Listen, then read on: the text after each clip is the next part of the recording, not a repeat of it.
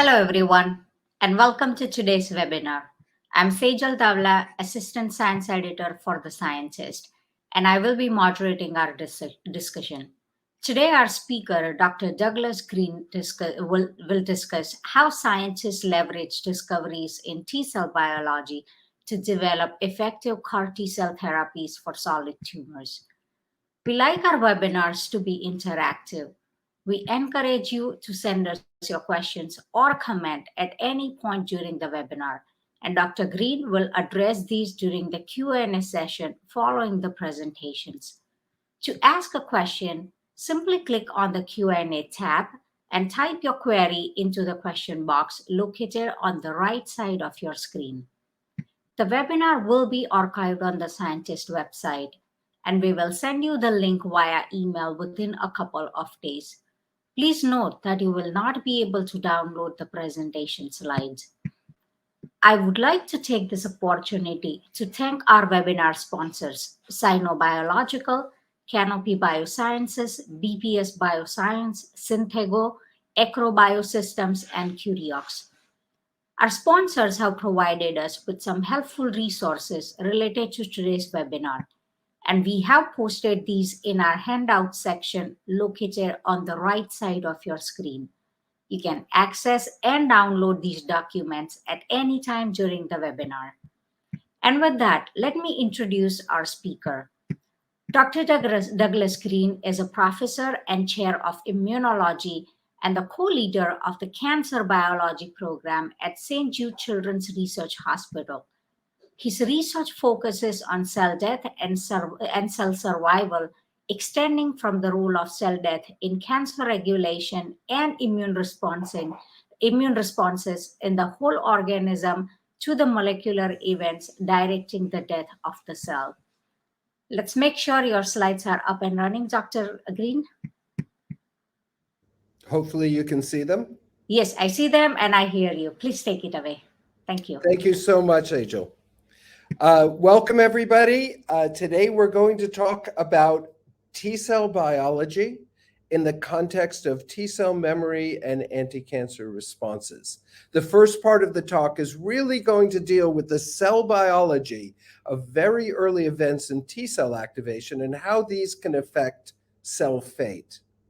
And in the second part, we'll talk about epigenetic changes that happen very early in T-cell activation and how these can be manipulated to promote T-cell memory and anti-cancer immunity. So with that, let me introduce you. First of all, here are my disclosures.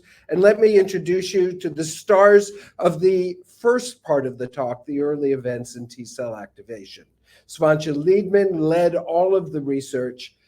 Jeremy Crawford and Mark Chen, computational biologists who contributed extensively. Kat Verbist helps to run the lab. Cliff Guy, who runs our microscope facility, and you will see many of his really amazing images. Zhuyun Liu, who is a mathematician who helped with one part of the analysis that you'll see. And then our great colleague, Davide Ruggiero, and his postdoctoral fellow, Doigu, who helped us with the aspects on protein translation. When a T cell is activated, its T cell receptor recognizes its cognate ligand, MHC plus antigenic peptide, on a dendritic cell. This creates a MYC-dependent metabolic reprogramming of the cell to prepare it to begin 24 hours later to undergo the most rapid proliferation of any cell in an adult human. Cells dividing every 4 to 6 hours. You'll see that MYC becomes a focus of our studies, not only in the first part, but also the second part of the talk. When the T cell engages its cognate ligand through its T cell receptors, that creates a reference point. And within minutes, the microtubule organizing center relocates to right over that contact site. The blue are microtubules. The orange is the contact site, and you can see how that microtubule organizing center sits right over that. Of course, when the cell will divide, this microtubule organizing center becomes one of the centrioles. And that creates a plane of reference, a plane of cell division, as those cells divide into a proximal and a distal cell, which will become important. As soon as that microtubule reorganizing center relocates to over the contact site, small vesicles containing VATPase, therefore likely lysosomes or late endosomes, traffic on the microtubules towards that microtubule organizing center. In green, you see the VATPase, the vesicles. In red are the microtubules, and you can see how these vesicles are tracking along those microtubules. Lysosomes and late endosomes have active TORC1 on their membranes, on their surface. And we can identify active TORC1 based on its autophosphorylation that is trafficking with these vesicles to the microtubule organizing center.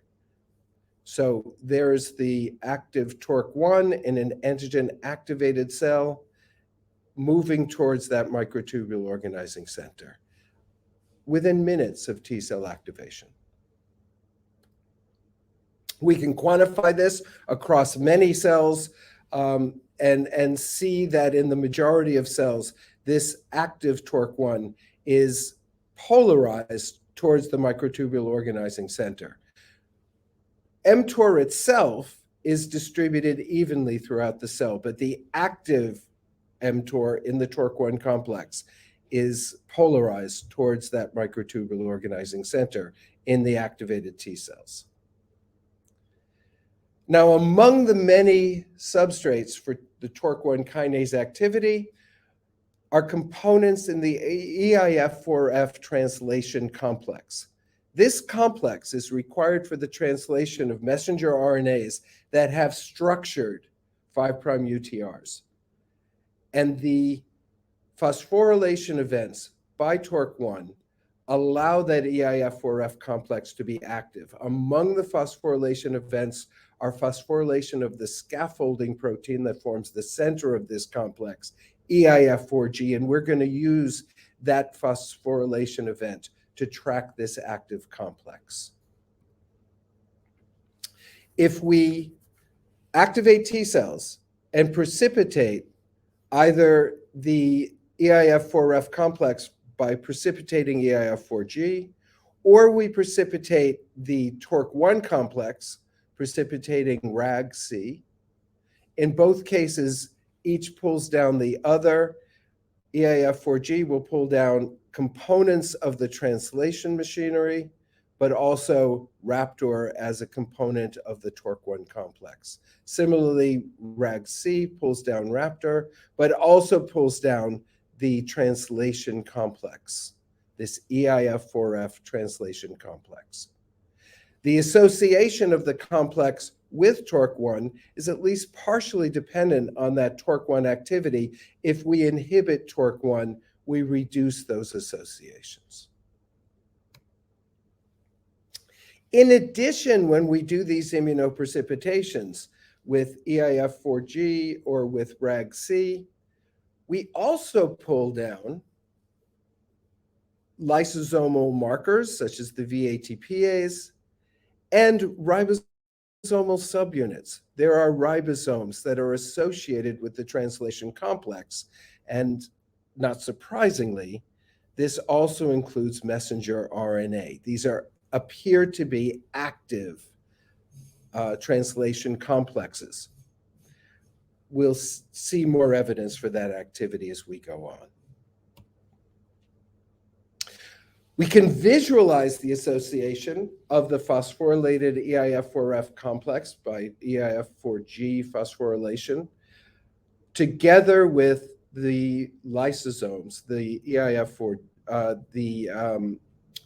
VATPase positive lysosomes, using super resolution microscopy. This is STORM microscopy, and we can see that phosphorylated EIF4F, phosphorylated EIF4G component of the EIF4F complex, together with the VATPases, quantified below. But we can take a look at this in a little more detail. T cells are quite small, not as easy to visualize as some other cells that are more adherent.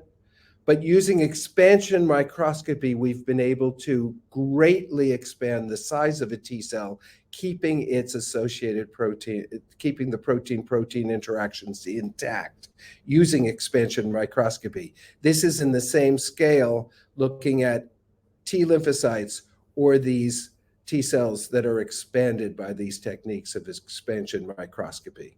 And you can see that nice microtubule organizing center in green. The video shows the microtubules in purple, and in green, the VATPase positive vesicles, and in orange, the phospho-EIF4G. This is super resolution in expanded T cells. So we can see how these are tracking along the microtubules.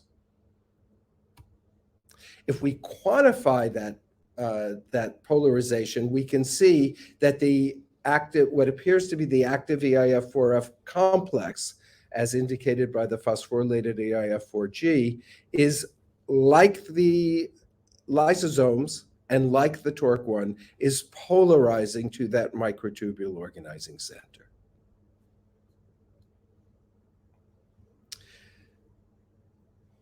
So again, if we look at TORC1 by imaging RAPTOR, or the EIF4F complex by imaging the phosphorylated EIF4G, those are polarized in the cells towards that microtubule organizing center.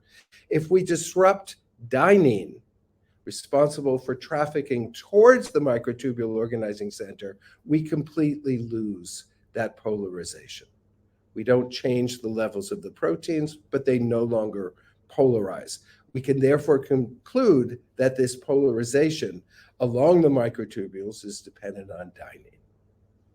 I'm only showing you one inhibitor of dynein. We used a second inhibitor of dynein with the same results. So we activate a T cell.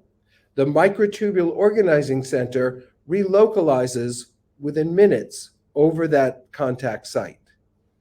And along the microtubules are lysosomes or late endosomes that are tracking in a dynein-dependent fashion towards that microtubule organizing center, polarizing them in the cell. And these are carrying with it a TORC1 EIF4F complex.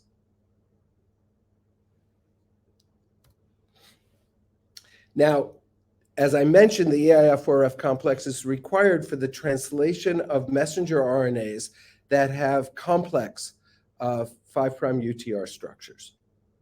This includes the 5' UTR of c-MYC, the MYC proto-oncogene. That's so important for not only promoting cell cycle, but also reprogramming the metabolism of the cells to engage that rapid proliferation that will happen beginning at about 24 hours after T cell activation. MYC, of course, is a nuclear protein, but it's translated in the cytosol and imported into the nucleus. In contrast, another nuclear protein, SIRT1, we used as a control because this is translated independently of the EIF4F complex.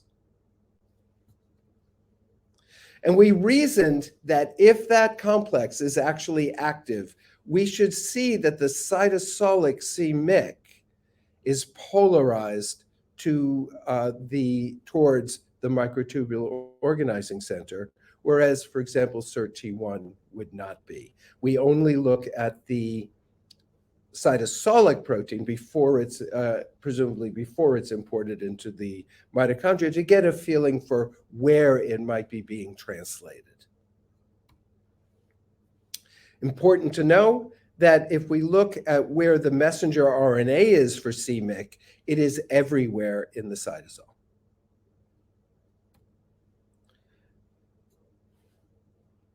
First, with cells where we've inhibited dynein, there's the cytosolic MYC, and it's everywhere in the cytosol. But if we allow that polarization of the TORC1 EIF4F complex to occur, looking on the left, we can see that the cytosolic MYC is polarized to the part of the cell that has the microtubule organizing center, strongly suggesting that that translation complex in association with TORC1 is actively translating messenger RNAs such as those encoding MYC. We can quantify this, and again, we see that the cytosolic MYC is distributed in a polarized fashion, and that's completely disrupted when we disrupt the function of dynein. Another way to look at this is to use super resolution to look at polyribosomes.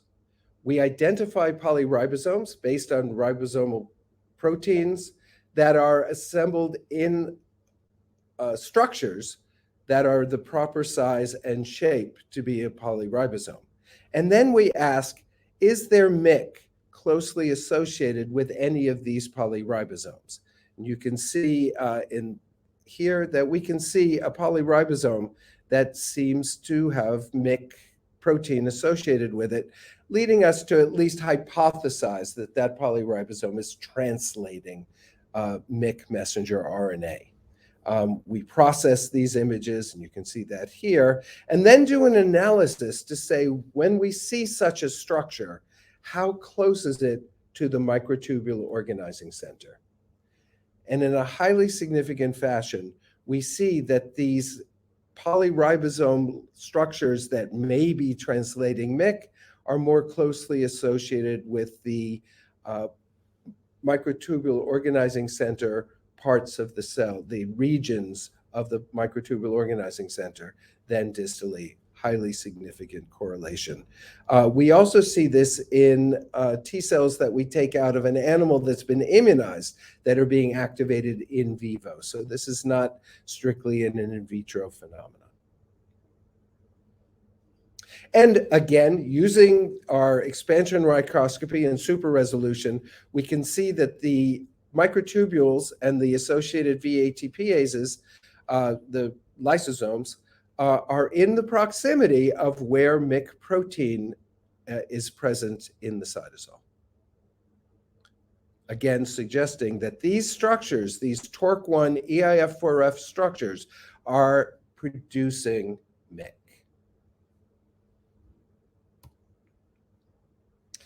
In contrast, we said SIRT1 is a control. It is a nuclear protein, but its cytosolic protein, prior to import into the nucleus, is distributed throughout the cell. This messenger RNA encoding SIRT1 does not require EIF4F, and therefore any polyribosome is producing this protein. Now, if the active EIF4 complex is localized towards the microtubule organizing center, and since that will now be a centriole, as the cells divide, we expect that the EIF4F complex will be enriched in the cell that's proximal to the antigen-presenting dendritic cell. We use a mouse where GFP has been knocked onto the C-terminus of MYC so that we can actually visualize translated MYC in these cells. And when we do that, we see that in dividing cells that are in late telophase, based on tubulin bridges, MYC is very often enriched in the proximal T cell. Here, the c-MYC is green because it is the MYC-GFP.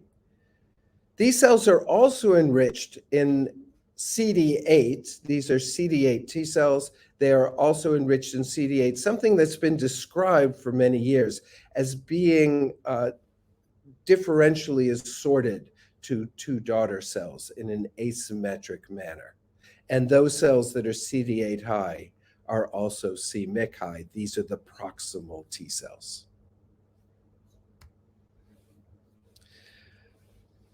As suggested, we also look at where the active EIF4F complex is, again, looking at the phosphorylated EIF4F, the EIF4G. And we see that those cells that have the high phospho-EIF4G are the cells that have the higher c-Myc. And if we inhibit TORC1, that asymmetry disappears, as does much of the translation. Now, using an endogenous barcoding system developed by Ton Schumacher, and he very kindly provided it to us, we were able to take TCR transgenic T cells that contain endogenous barcode, and through a rigorous analysis, identify cells that have divided only once following activation that have the same barcode and therefore are bona fide sister cells. And using single cell RNA-seq together with the assessment of the individual barcodes, we're able to look at the transcriptomes of actual sister cells. Now, you would think if a cell is making messenger RNA and then divides, that messenger RNA should be equally distributed in those two daughter cells. But what we observed in more than half of the cells is that many of these cells were extremely divergent between the two sisters in terms of the messenger RNA that they expressed. And that corresponded, for example, with c-Myc targets, probably because the amount of c-Myc being produced is different in the two daughters, as I showed. When we analyze those gene sets, we also see effector T cell function, metabolic events that are differentially regulated in the two daughters, Myc targets, and TORC1 signaling, all of these consistent with what we've been looking at so far. Now, does any of this matter?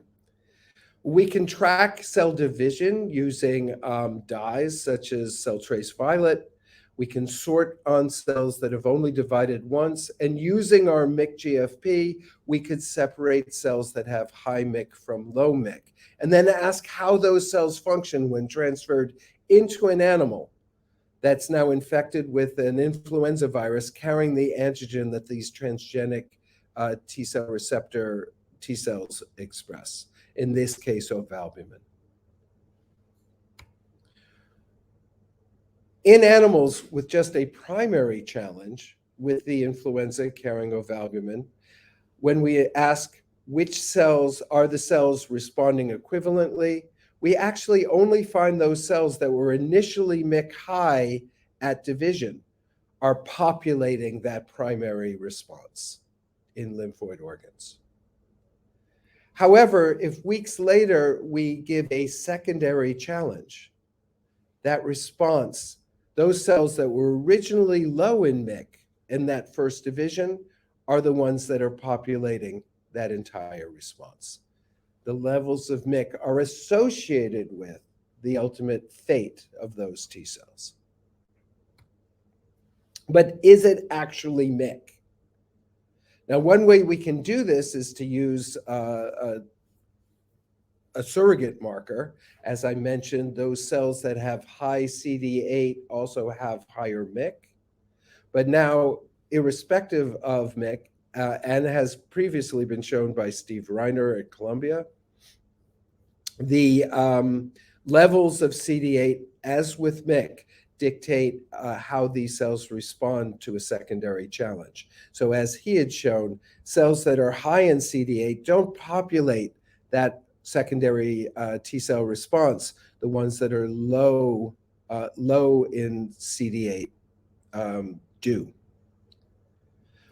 But if we reduce the levels of Myc by knocking out one allele of Myc, now those CD8 high cells are perfectly capable of populating that secondary response. It really does seem to be Myc that's doing this.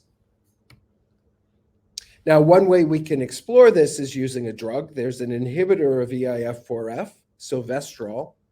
If we treat activated T cells with silvestrol, MYC levels decline, and we can detect this loss of MYC on the chromatin using a c-MYC chromatin IP.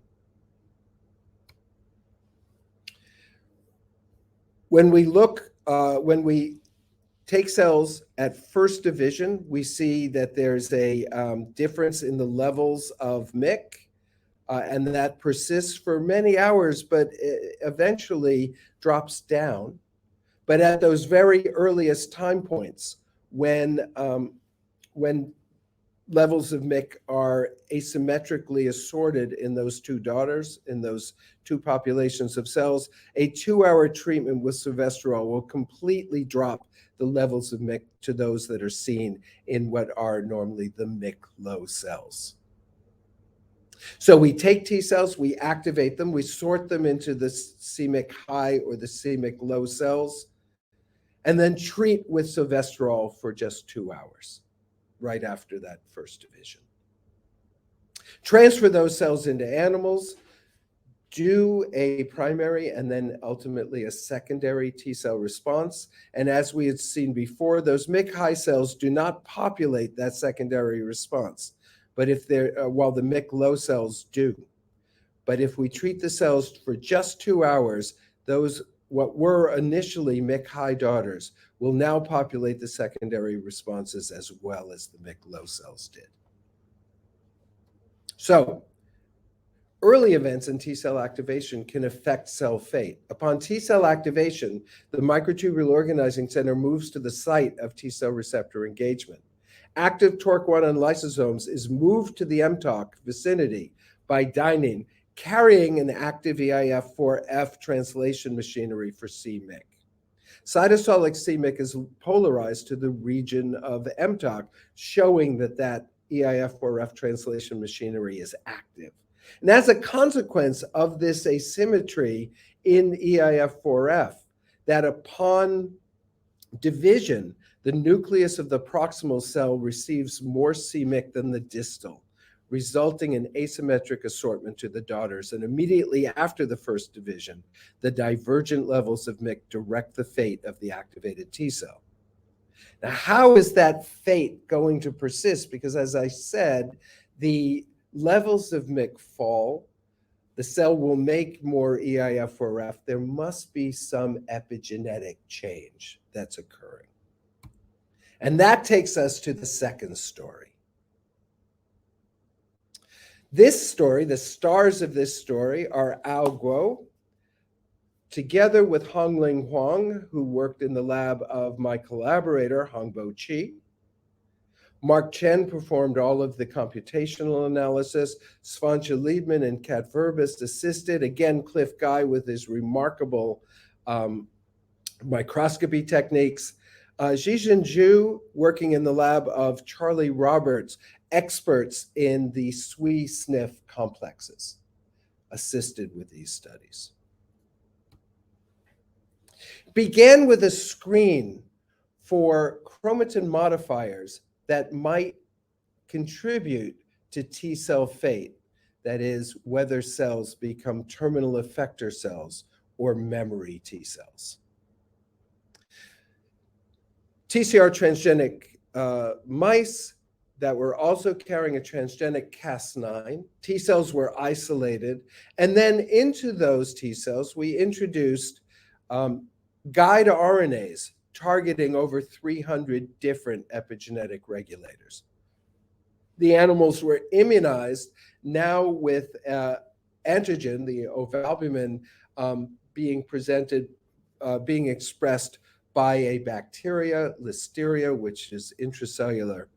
And then on different days or in different populations of cells, we compared the levels of the guide RNAs to see if there was differential expression using markers of memory precursor or terminal effector cells, or simply looking at the T cells 7 days after immunization versus 36 days after immunization.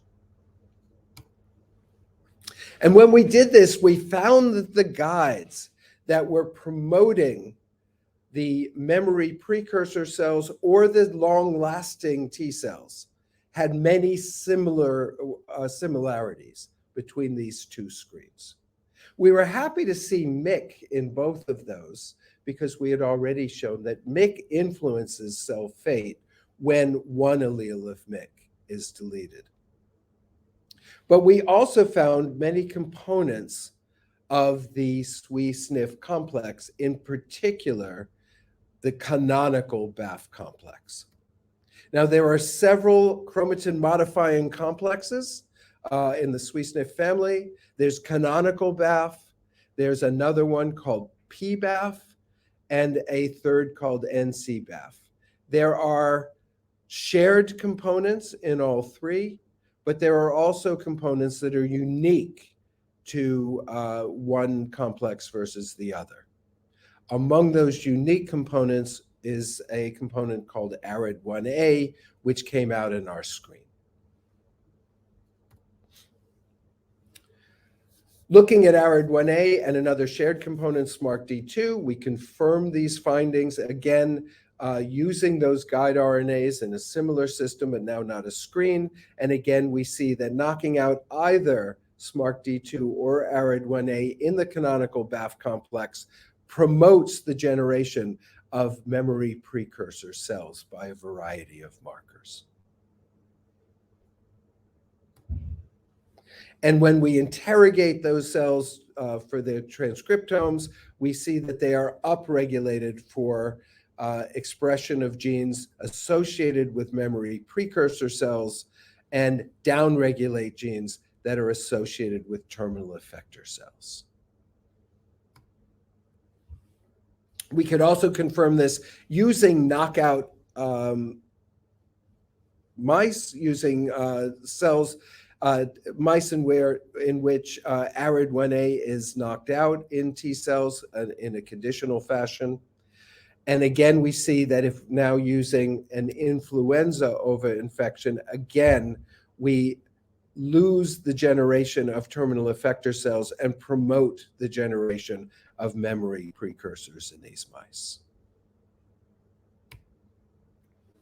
These are true memory cells that are generated here using SMARCD2 guide to knock out, or the ARID1A guide to knock out BAF, the BAF complexes, or ARID, or the canonical BAF complex specifically. We see this increase in memory cells in a variety of tissues. And if those animals are challenged, they do make heightened immune responses. These are bona fide memory cells. In contrast, if we knock out components that are specific to the PBAF, which I'm showing here, or to the NCBAF complex, we see no effect on the generation of memory or memory precursor cells.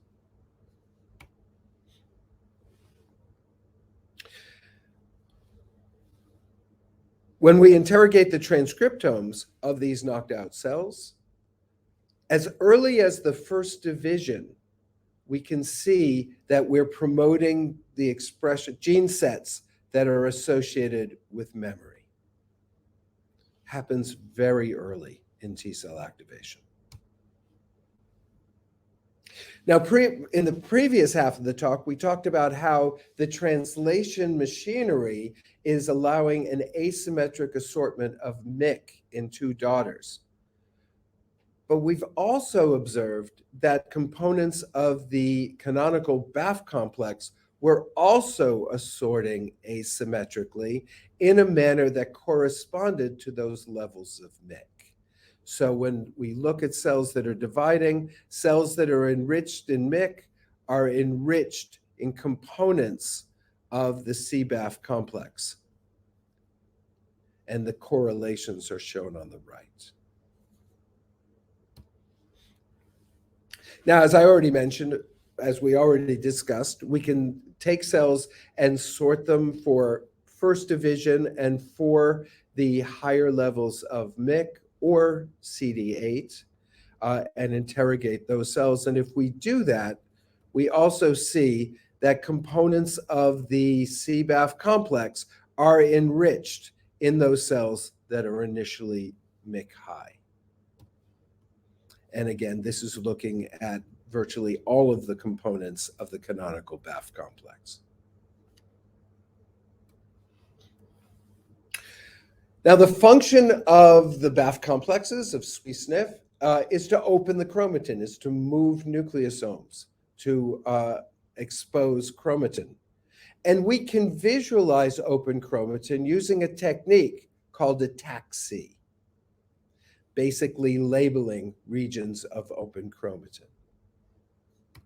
And when we do this, we notice that as we had observed with MYC, as T cells are dividing, very often one T cell will have more open chromatin than the other.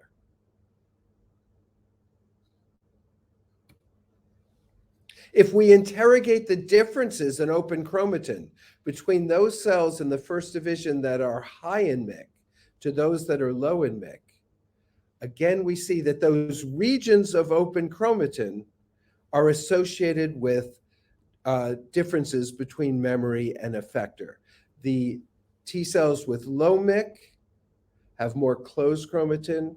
The ones with high MYC tend to select for genes that are involved in T cell effector function.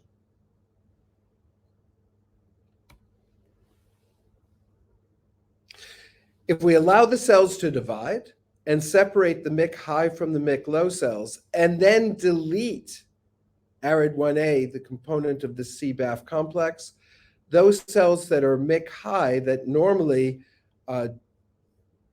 move towards terminal effector cells rather than memory precursor cells, now when we delete ARID1A, we're not generating terminal effector cells and are generating memory precursor cells.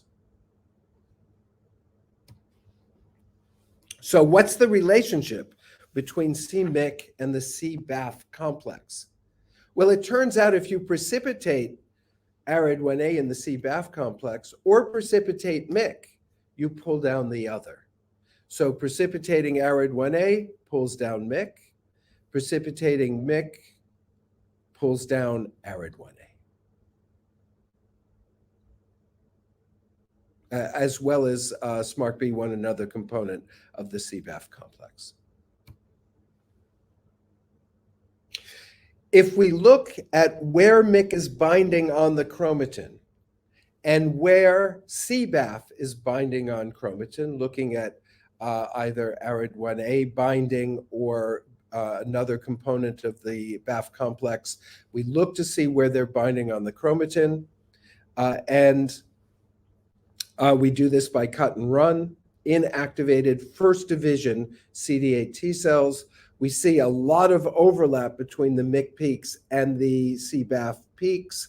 Again, not surprisingly, since they bind to each other. But perhaps more importantly, we see that those regions where MYC binds have higher numbers of reads. The binding is more robust to the chromatin. In each case, whereas those that are not associating with MYC have lower numbers of reads, perhaps lower stability on the chromatin. Now we can knock out MYC in T cells, in mature T cells using conditional knockout and inducible conditional knockout. When we do that, the cells don't divide, but we can still interrogate the binding of MYC and the binding of CBAF components to the chromatin following activation. Of course, MYC is gone, so we don't see any MYC binding. But when we look at components of CBAF binding to the chromatin, it's reduced in the absence of MYC, highly significant in terms of numbers of reads of these binding by cut and run. This suggests the possibility that MYC somehow stabilizes or promotes the binding of the CBAF complex to the chromatin or promotes its function. And indeed, when we look by by ATAC-seq, we see that in the absence of MYC, we open less chromatin. And we already talked about the question of whether MYC matters. If we use a heterozygote for MYC, removing one allele, now those cells that are CD8 high can contribute just as much to the recall response as those cells that are CD8 low. Now, MYC does not influence the expression of any of the components of CBAF, but loss of one allele of MYC reduces the asymmetry that's seen in the open chromatin by ATAC-seq and the asymmetry that's observed in the CBAF. So by having less MYC, we're reducing CBAF function, we're reducing that asymmetry. Fewer of the cells are showing high levels of either CBAF or open chromatin. So what does any of this mean? So when T cells are activated, MYC is expressed. It associates and seems to stabilize or promote the function of CBAF, opening regions of the chromatin and pushing cells towards terminal effector function. But we know from many other studies that cells with memory precursor activity can produce better anti-cancer immunity. To look at whether this has any connection, we can remove a component of the CBAF complex. Here we're using SMARCD2. Remove that component, put those T cells into animals, prime those animals with listeria carrying the antigen, and several days later, expose the T cells recognize. Transferring the T cells will delay tumor growth and improve survival.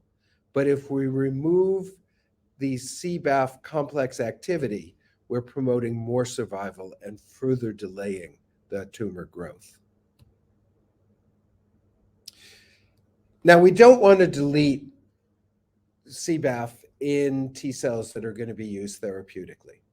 But based on the studies that I've presented so far, where these effects seem to be very early in T cell activation, we searched for an inhibitor of CBAF and found this paper that reports such an inhibitor of ARID1A, the CBAF component, one of the CBAF components we've been studying.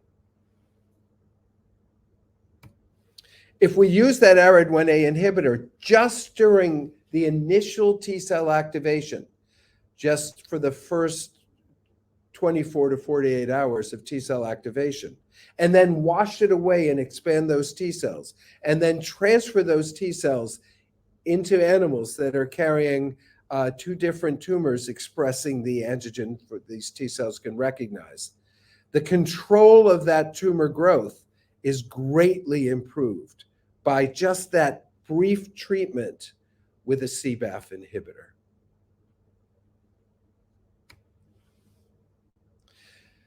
Now, when we make CAR T cells, chimeric antigen receptor bearing T cells, we activate T cells and then transduce them with retrovirus containing the chimeric antigen receptor for tumor treatment.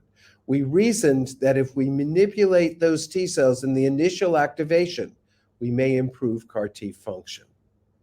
So we activated T cells in the presence or absence of the ARID1A inhibitor, and then transduce them with a chimeric antigen receptor that recognizes B7H3, an antigen that is frequently found on solid tumors. We expanded the T cells, as is done conventionally for cancer therapy, and then interrogated those T cells before transferring them, or transferred them into animals and then presented those animals with a tumor carrying B7H3.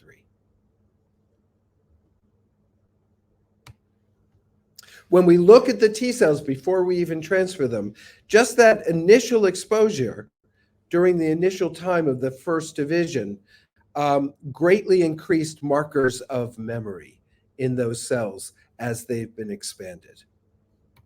But perhaps more importantly, those CAR T cells that were generated from cells that were activated in the presence of the ARID1A inhibitor showed much more efficacy against a solid tumor, an mouse osteosarcoma that carries B7H3, and we improved survival in those animals. The reason why those cells seem to work more efficiently, when we transfer a conventional CAR T cell into animals and track them because they're also expressing luciferase, so we can look at the total flux of those T cells in vivo. As is well known, CAR T cells rapidly expand, but then rapidly crash in terms of numbers and disappear from the animals. However, if those T cells were if the CAR T cells were generated from T cells that had been activated in the presence of the ARID1A inhibitor, they persisted for a much longer time in these animals, producing a better anti-cancer response. So, can any of this apply to human T cells? Well, we can initially start to explore that, activating naive human CD8 T cells in the presence or absence of that ARID1A inhibitor. If we just activate the T cells and then expand them for several days and add the inhibitor at different windows of treatment, we saw that activating them in the first 48 hours with the ARID1A inhibitor was necessary and sufficient to produce a shift in the markers on those T cells 8 days later. So if we do this, we see increased markers of central memory cells, increased number of stem-like memory cells, and decreased effector memory cells. These are more terminal. If we wait 2 days before adding the inhibitor, really it's not different from control. So during the initial activation, if we have the inhibitor there, we seem to increase, at least in vitro, the generation of T cell memory. We can go further and activate human T cells for 2 days in the presence or absence of the inhibitor, expand them for a couple of days, and then transfer them into a NOD-SCID mouse, NOD-SCID common gamma chain knockout mouse, the NSG mice, and look after 4 weeks at how those T cells have persisted in those animals. These aren't CAR T cells, they're just activated human T cells that have been transferred, but at least we can look at their properties. First of all, what we notice is that if we had treated those cells just in the first 48 hours of activation with the ARID1A inhibitor, 4 weeks later, many more of those cells accumulated in these animals. And those cells contained were consistent with markers of central memory T cells that had been generated. So it gives us confidence that this approach could be applied to the generation of more effective CAR T cells. So a deficiency in CBAF chromatin remodeling complex promotes bona fide T cell memory formation in vivo. First division CD8 T cells show distinct chromatin status in their sisters and distinct levels of MYC and CBAF components. Both MYC and CBAF components are asymmetrically distributed in first division daughter cells. c-MYC stabilizes the CBAF complex to regulate the fate of the T cells, and a transient inhibition of CBAF early in T cell activation promotes anti-cancer immunity. That's the story. I mentioned the people who contributed to it along the way. This is a picture from 2018, not of our lab, but of all the people who have been associated with our lab and our many collaborators at a retreat. We're looking forward to our next one since we're opening up. And with that, I'm going to stop and be very happy to invite your questions. Thank you, Dr. Green, for that wonderful presentation. We already have audience questions, so let's get to them. The first question is, under what circumstances does c-MYC fail to interact with the CBAF complex, if that's ever possible?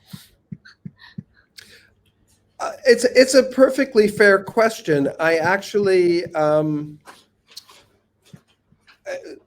when you do chromatin IP or cut and run, everything, things are in flux. So although MYC and CBAF can associate, not every CBAF complex is going to be associated with MYC at the time of cut and run. So we're I think we're separating, we're looking more in terms of what are the most stable complexes that are forming versus those that aren't. And we think part of that is MYC itself binding to the chromatin, because these regions where MYC binds are enriched for the E boxes that MYC binds to. So if MYC is binding to chromatin, it's forming a more stable interaction with CBAF. That's the way we're viewing it. And those regions of chromatin that don't have MYC target sites would be less stable in terms of that MYC-CBAF interaction. And based on our read counts as a proxy for stability, are a little bit less stable, if that helps.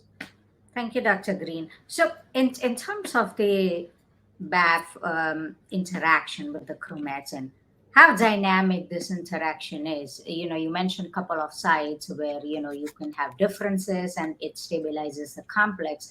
But in terms of time scale, is it persistent? So you can reverse that interaction, or it's somehow that once the BAF complex binds to the chromatin, the downward cascade is what matters, not the binding of the complex itself. Well, keep in mind, the function of BAF is to open chromatin, to make regions of the chromatin available for other events to occur, following which you start to modify chromatin by, for instance, DNA methylation. When you remove BAF, any of those nucleosomes are now free to restore the chromatin modeling to those regions of the chromatin. So from that point of view, it's likely that it's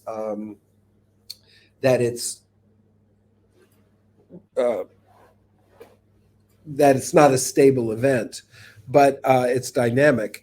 But having said that, once you open the chromatin, depending now on other chromatin modifiers that gain access and transcription factors and the other events, you may more permanently change those regions of the chromatin. So we think, though we don't know yet at this point, that by opening specific regions of the chromatin, now we can modify methylate or demethylate DNA in those regions to have more lasting downstream effects in terms of T cell fate. And a lot of this is what we're working on now, although there's already quite a large literature on chromatin dynamics in terms of DNA methylation and histone modifications that are occurring in regions that are promoting T cell differentiation. And we think that the CBAF events are the earliest events that are allowing those subsequent things to occur.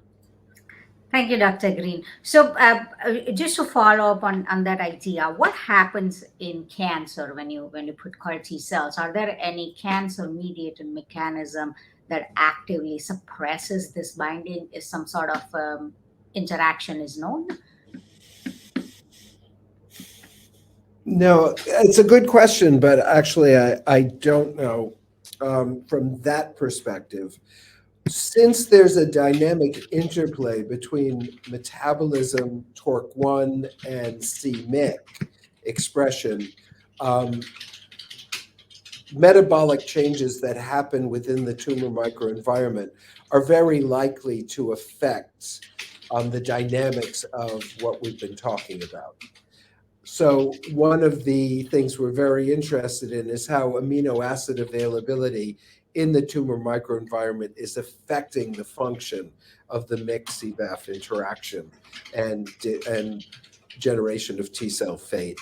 And we have very good evidence now that supplementing or altering amino acid availability within the tumor microenvironment has a big impact on these functions that we're describing. Is that something that cancer cells actively do? Yes. Okay. Yes, cancer cells actively take up amino acids and deplete certain amino acids within the tumor microenvironment. Right. Thank you, Dr. Green. Sure. We have a question, does this interaction or the pathway has any role in T-cell lymphomas? Yeah, so I'm glad you asked that. And it's an interesting problem. And I sort of said in passing that we don't want to knock out CBAF in T cells. Right. The reason for that is that if we generate animals where we knock out CBAF with a CD4 CRE or an LCK CRE, which will specifically knock out SMARCD2 or SMARCB1 in T cells. Charlie Roberts described several years ago that leads to a CD8 positive T cell lymphoma. Now, interestingly, when we do our knockouts in mature T cells, we never see this.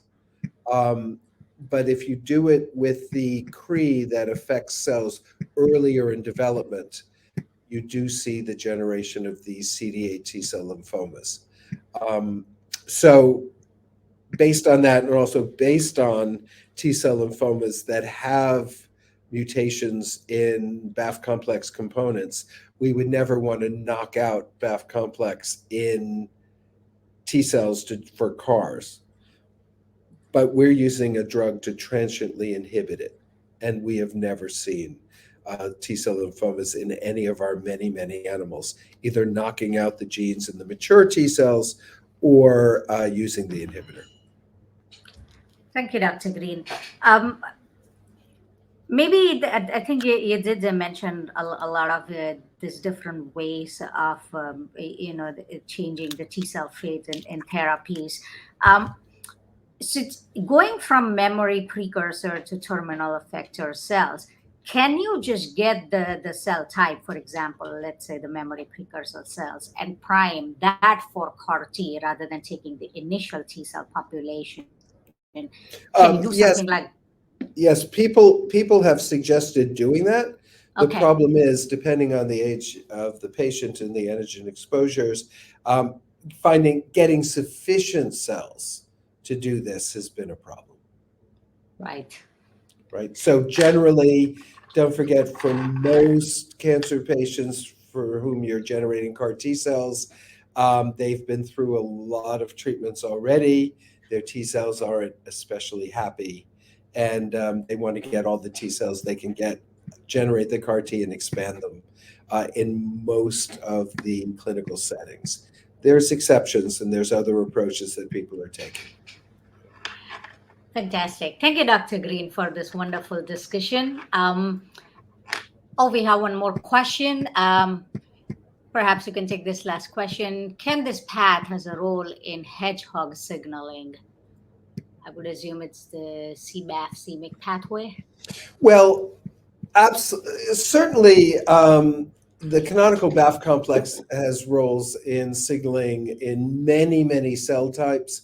The easiest way to think about it, although you should read the literature on the BAF complexes if you're interested, mostly people think that the function of BAF is to promote differentiation away from stemness, so that cells that don't have BAF will be more stem-like. That mostly comes from the cancer literature, predominantly. Now, tell the truth, and there may be literature on this, but I'm not familiar with the role of hedgehog signaling in T cells in particular. But whatever cells that you're studying hedgehog, certainly you're going to see roles for BAF. Now, this c-MYC BAF interaction that we're describing, that's pretty new. And it will be interesting to see to what extent this plays roles in other cell types. Thank you, Dr. Green. For our audience, if you have any further questions, please consider reaching out to the speaker directly. Their contact is shown on the screen. As a reminder, the webinar will be archived on the Scientist website, and you will receive an email notifying you when the on-demand webinar is available. I would like to thank everyone who took the time to join us today, particularly those of you who shared your questions and comments. On behalf of the scientists, I would also like to thank our speaker, Dr. Douglas Green, for this wonderful presentation and the discussion, as well as our sponsors, Sinobiological, Canopy Biosciences, VPS Bioscience, Synthego, Acrobiosystems, and Curiox. Thank you, everyone, and goodbye.